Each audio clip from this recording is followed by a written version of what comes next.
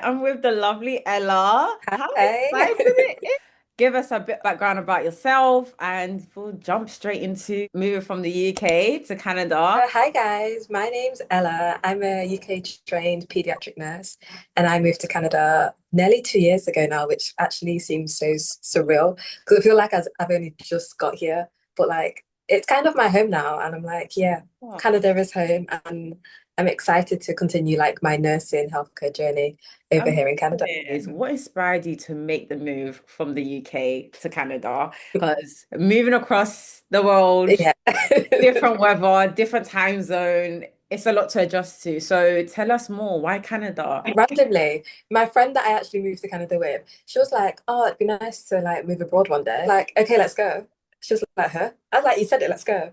If someone says something, all right, let's actually do it. Amazing. So we just randomly picked Canada. I couldn't really find a lot of people on TikTok that are like abroad, so it was like, right, we actually have to start this from scratch and learn ourselves how to get here. And we Yeah. did it, and now we're here. It was just a random impulse. And I'd say when I told my parents, I'm very grateful to have very relaxed parents. They didn't really care. They were like, oh, live your life, do whatever you want to do. We'll come visit you. Even though they haven't visited me yet. If they ever watch this, Mom, Dad, where are you? I know you left the NHS. Moving from the NHS to now into the healthcare system within Toronto, how has that been? Work-life balance too out there. Okay, so I think when I left the NHS, people assume that something bad happened.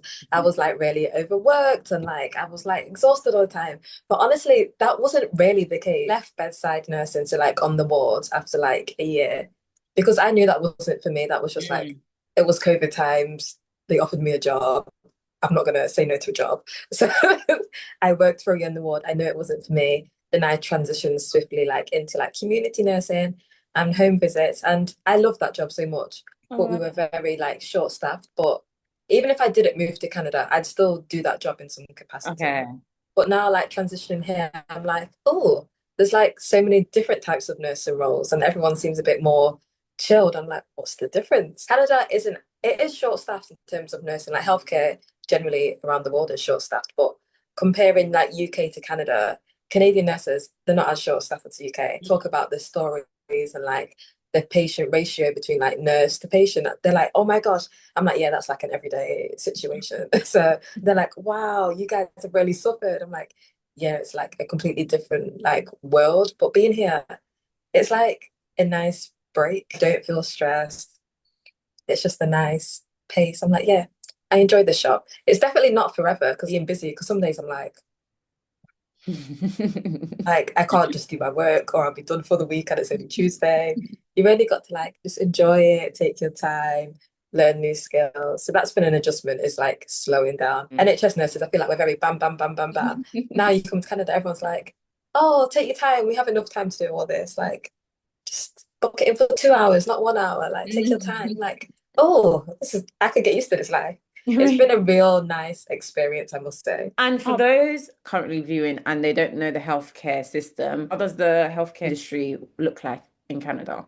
So the Canadian healthcare is pretty similar to the NHS, whereas it's Okay. like free in terms of we pay taxes for free healthcare. Okay. But I suppose there's a lot of hidden cost in a way. Okay. So like prescriptions aren't capped. So you can spend like $50 on some pills or like $30 on some cream. It's not like NHS capped for like £9 for Mm. prescription.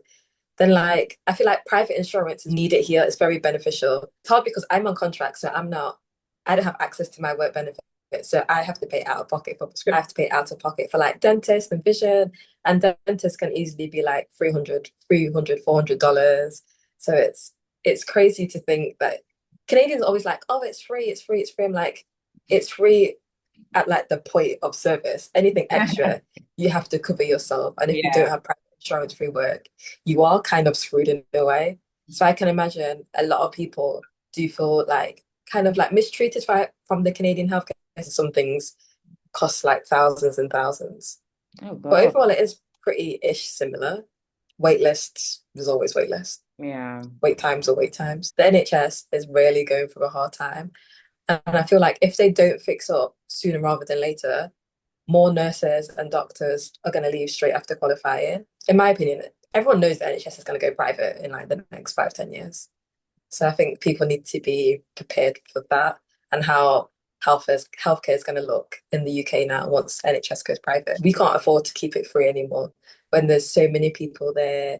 There's an influx of immigrants as well. And we can't blame immigrants for like misusing Mm. the healthcare system. It's free for everyone. You can't start picking and choosing. However, once NHS goes private, then the government can start picking and choosing a bit more, I suppose. So Wow. healthcare will look very different in the UK in about 10 years, I think. And Oh, what would you wow. say like the cost of living here to the UK? People are like, oh, it's so expensive. I don't think it's that expensive. Okay. People that say it's expensive have never budgeted in their life. I just feel like that's why people say it's expensive Yeah, because it's they're true. just buying willy-nilly. I'm just like, it's not that bad. Like grocery shopping, I feel like it is expensive if you're just going in without a mindset. So like the weekly offers or, the sale. Like I do a lot of my shopping at like Farm Boy, which is like an M&S equivalent, then Mm. like a No Frills, which is like an Aldi. And I spend like $60, $70 a week Okay. grocery shopping. I don't think it's that bad. Meat is expensive. Yeah. I don't know why chicken is so expensive. I'm like, do they not have chickens in Canada? Like the price of meat here confuses me. And it's like one range of meat that's like free from antibiotics, free from everything. I'm Yeah. like, what is Yeah. the meat that I'm buying then? What's in the meat that everyone else is buying? So I'm like, do I really spend like $30 on like four little chicken thighs because I know it's free from everything? So it's like that type of thing.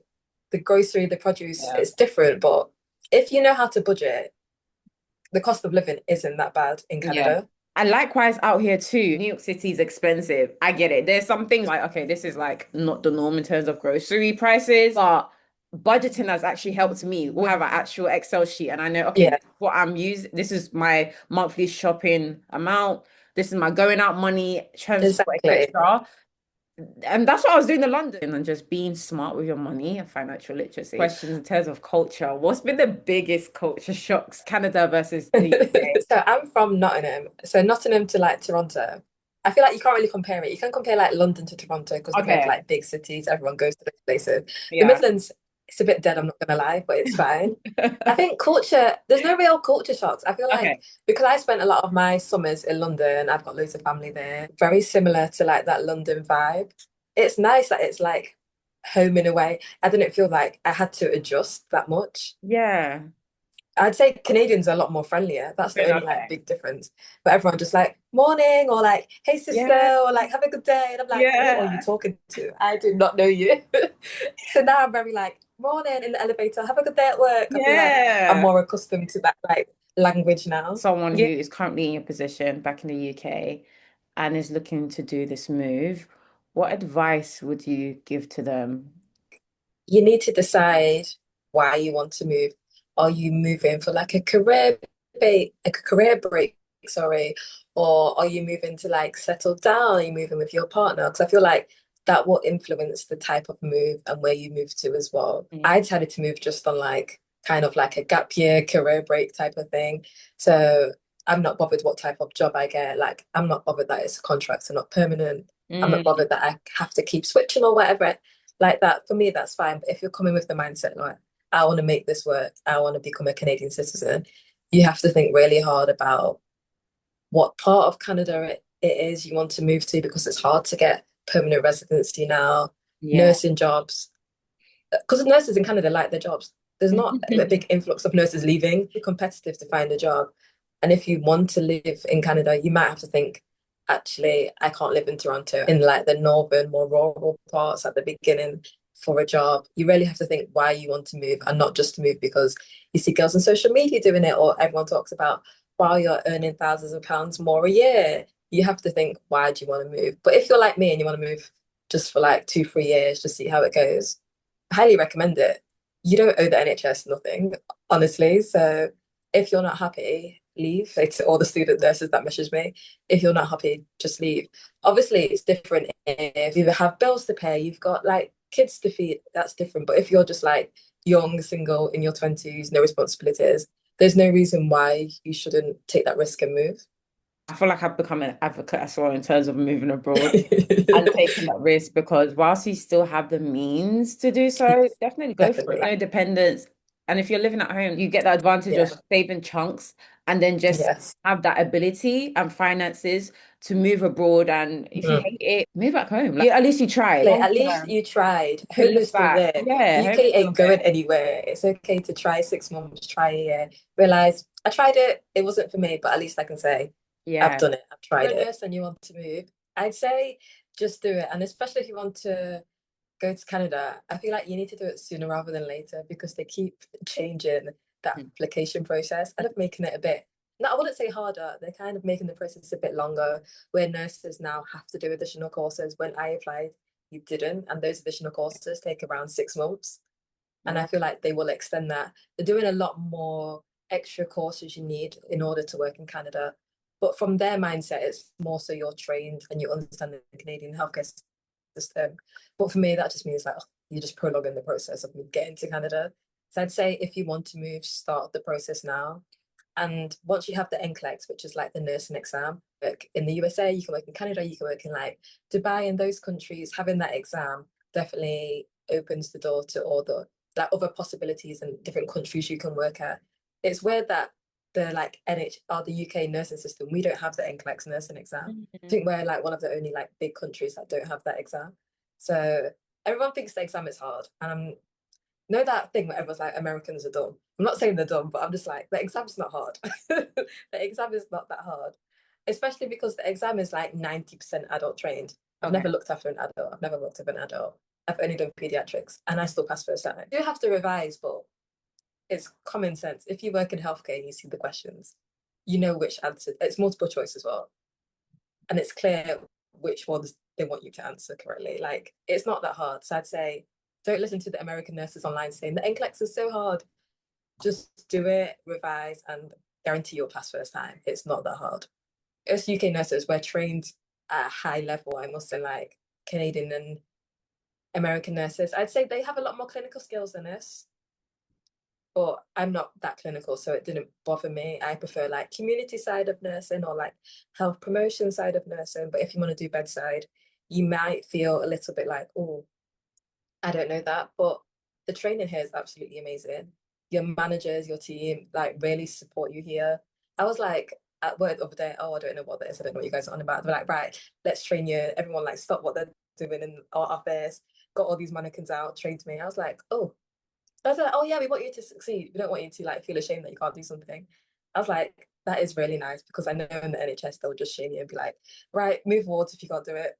So it's nice. Nurses here are really nice and really supportive. So if you want to move, just move.